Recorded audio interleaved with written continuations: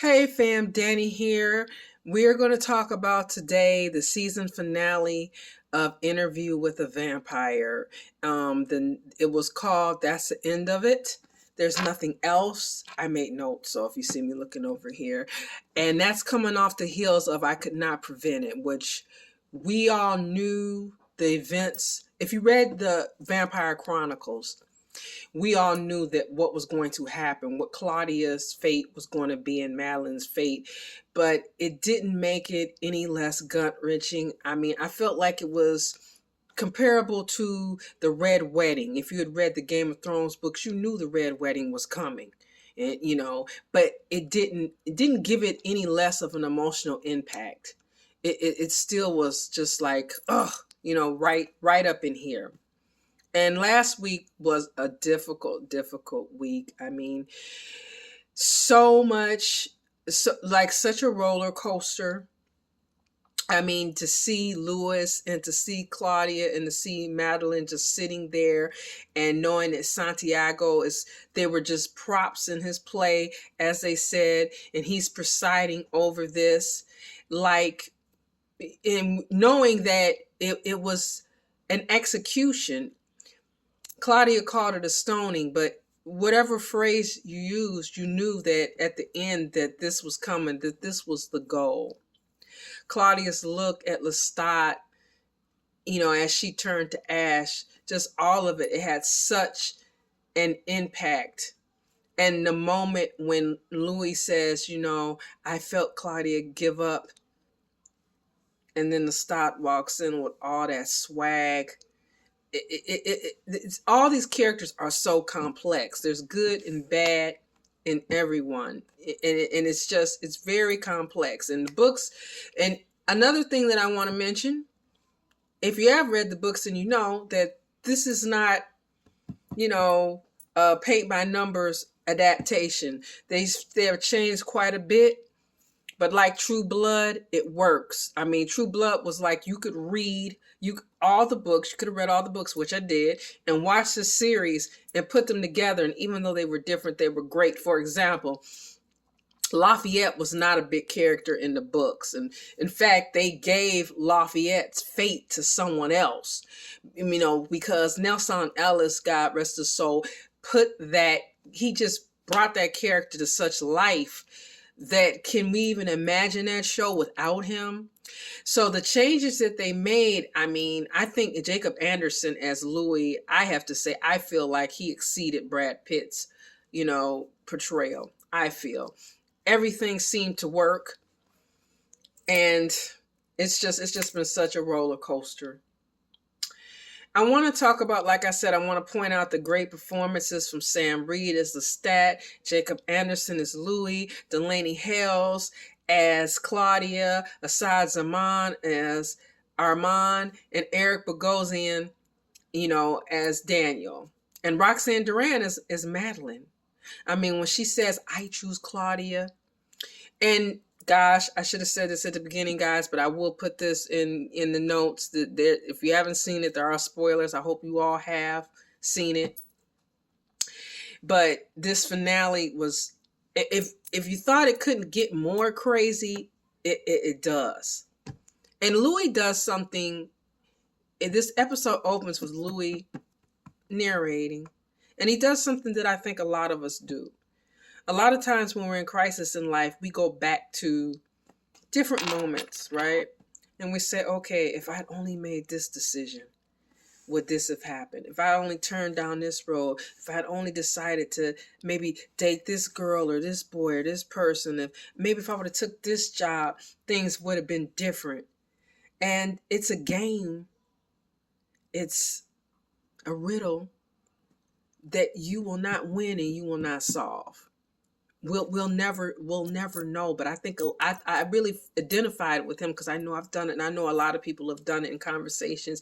You just go back and you think, if I had changed these one little things. Now he talks about if he had took candy from the barber, if he had wore a different suit when he met Lestat, what things had been different. And it's just a hopeless conversation in your mind. But I think we've all had it. in moments of crisis. I don't, as human beings, most of us have lived long enough to have that conversation. So I think that was a very identifying, as an audience, for us to identify with his character. That was a great way to open it.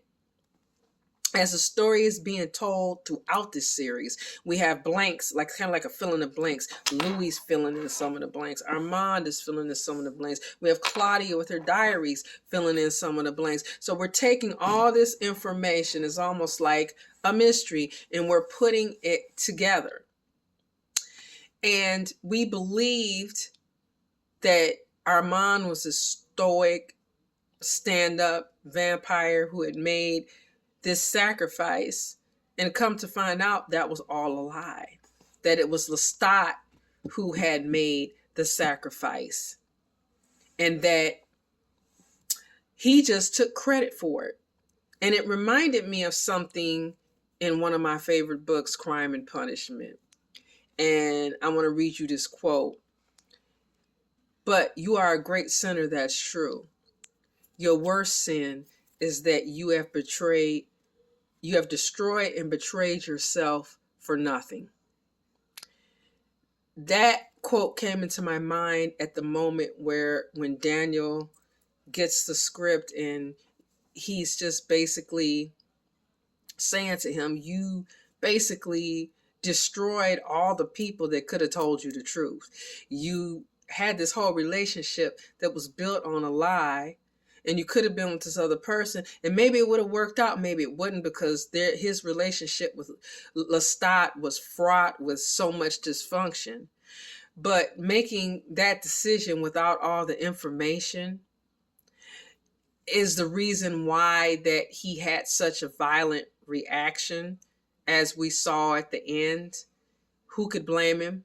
I mean, not to say I'm advocating violence, but I'm just saying it's almost as if you've been physically assaulted, and metaphorically, because 77 years of a relationship built on a lie. A lot of us have been in relationships that not nowhere near. I know myself have been in relationships like, and it's like you feel like, okay, this time was stolen from me. You have to get over that. But you go through that point where you feel like, oh my gosh, this is 2 years of my life. This is 5 years of my life, 7, some people 20 years of their life. They feel like they were wasted. And even though he is a vampire, 77 years is 77 years. And the love he felt that was authentic turned out to not be authentic. One of the things that I really feel like I want to go back and look at, a friend of mine, we were talking about going back and looking at it, and I was kind of upset with myself for missing the fact about Sam, where in Armand's recollection, which Daniel points out, Sam was watching him, and in Louis, he was basically putting him in the cover, the hole, and putting stones on him. Just little clues and little things, it just makes you want to go back and look at it again and think, okay, could I have pieced this together without this information? Or would I have been like Louis and just been in kind of like an emotional fog? I really feel like this series has been a master class in acting from everybody involved. And the seeds that were planted for season 3, if you have not read the books, when Lestat mentioned he has the blood of Akasha, that's important.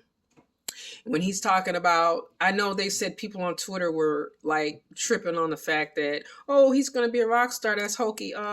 In the books, he is a rock star. He does go on tour. These things do happen. This is not me telling you something, because he already said this is what he's going to do. So they're showing you the seeds of how that began.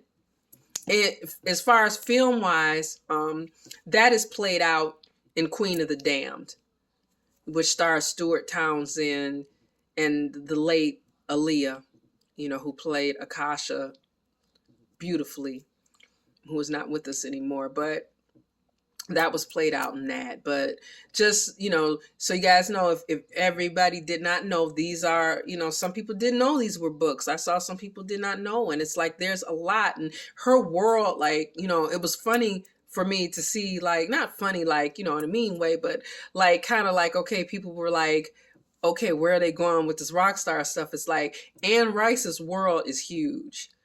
Like, she has so many series of novels besides the Vampire Chronicles and the Mayfair Witches, and in her world there are witches, there are vampires, there are werewolves, there are aliens, there are demons. I mean, her world is complete with all kind of things. So I recommend, you know, if you are feeling these shows, to just go out and either do the audiobook if that's your thing, or grab it at Barnes and Nobles. I'm still a bricks and mortar girl. I still prefer to have the book in my hand.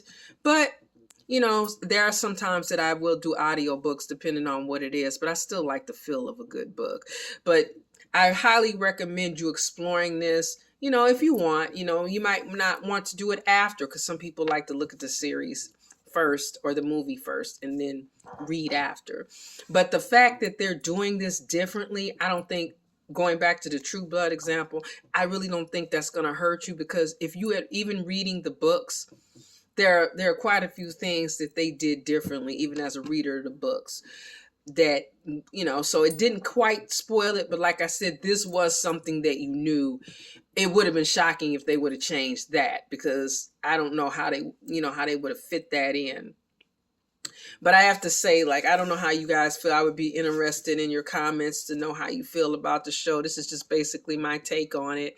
And I can't wait for season 3, which is going to focus more on, you know, Lestat's going to be a central piece. And I'll tell you another thing that's interesting about the books too. Louis is kind of like, after the first book, I don't know how it's going to be here. It's probably going to be different because Jacob Anderson is awesome. But in the books, he's after interview, he kind of becomes like a background character. You know, it's really more about Lestat and Armand and Marius and lots of other names that you guys are going to get to know, I'm sure, in season 3, Akasha being one of them. So, you know, it'll be interesting to see, because I'm sure they're not going to do that here, because he's such a great actor and he's really owned this role, that I'm sure he's not going to do that. But I'm sure he won't be as much, because they will be focusing on Lestat's journey. And I'm not going to give away any spoilers from the books, because I'm interested myself, as someone who read them and who is loving this series, to see what changes they're going to do. And like I said, how it's just working. It's working so well. It was also interesting to see Daniel becoming a vampire and seeing where, you know, his journey and what kind of effect that's going to have on his personality, because we already know that he's not, I wouldn't say the nicest guy he hasn't in his life. You know, he's kind of been a jerk in certain times, and I would think that would be a little bit more pronounced, and we kind of saw that in their interview. Even though I will say, and if you recognize the guy who was interviewing him, who played Gale from Breaking Bad, I was like, oh my gosh, you know, I love to see anybody from Breaking Bad, because that was like one of my favorite shows. Walter White all day. I know a lot of people like, yeah, but I love that show. But yeah, that was him. If you thought it and you weren't sure, yeah, that was him. But he was being quite a jerk, and I was kind of enjoying that exchange between those two, and how he didn't really back down and kind of gave it back to him.